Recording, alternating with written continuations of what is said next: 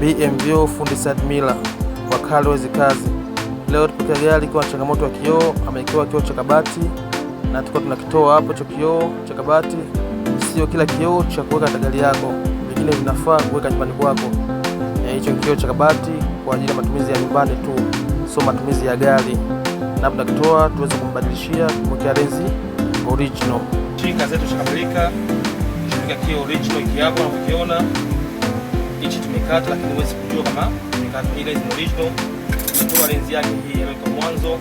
Hichi kioo cha kabati. Hichi kioo ila ni fake. Akifanya kwa matumizi ya gari. Hichi ni kinafaa kwa matumizi ya gari, lenzi original.